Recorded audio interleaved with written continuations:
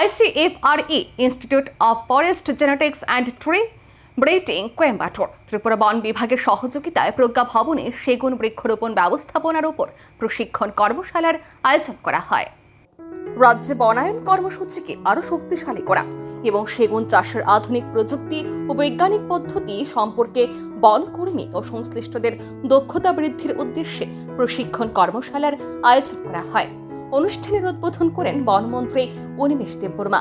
কর্মশালায় বিশেষজ্ঞরা সেগুন গাছের উন্নত জাত নির্বাচন, নার্সারি ব্যবস্থাপনা, বৃক্ষরোপণের উপযুক্ত পদ্ধতি, রোগ পোকা নিয়ন্ত্রণ এবং দীর্ঘমেয়াদী বন ব্যবস্থাপনা নিয়ে বিস্তারিত আলোচনা করেন। পাশাপাশি পরিবেশের ভারসাম্য রক্ষা এবং বনভিত্তিক অর্থনীতিকে আরও শক্তিশালী করতে বৈজ্ঞানিক বনায়নের গুরুত্ব তুলে ধরা হয়।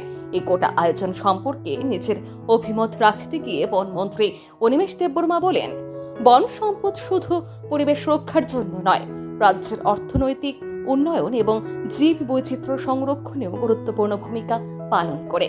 তাই এই আধুনিক প্রযুক্তি নির্ভর বন ব্যবস্থাপনা এবং মানসম্পন্ন বৃক্ষরোপণের উপর বিশেষ গুরুত্ব দেওয়া হচ্ছে।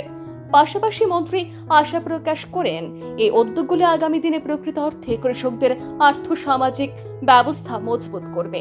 কর্মশালায় বন দপ্তরের আধিকারিক, বনকর্মী, গবেষক এবং বিভিন্ন জেলার প্রতিনিধিরা অংশগ্রহণ করেন। বিভিন্নভাবে রাজ্যের নানা জায়গায় বন ধ্বংস চলছে।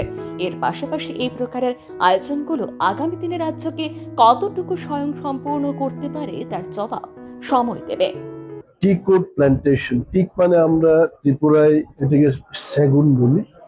তো সেগুন জেনেটিক্যালি এটাকে আরো বিশেষভাবে নতুন প্রজাতির একটা টিক উড তৈরি হয়েছে এবং এটাকে ত্রিপুরায় আমরা রোপণ করব। আগে থেকেই কিন্তু ত্রিপুরাতে সেগুন হচ্ছে, আরো বেশি করে না, কারণ আমরা দেখেছি ভারতবর্ষ এখনো প্রায় $2.7 বিলিয়ন খরচ করে বাইরের থেকে টিক উড মানে আমাদের আনতে হচ্ছে।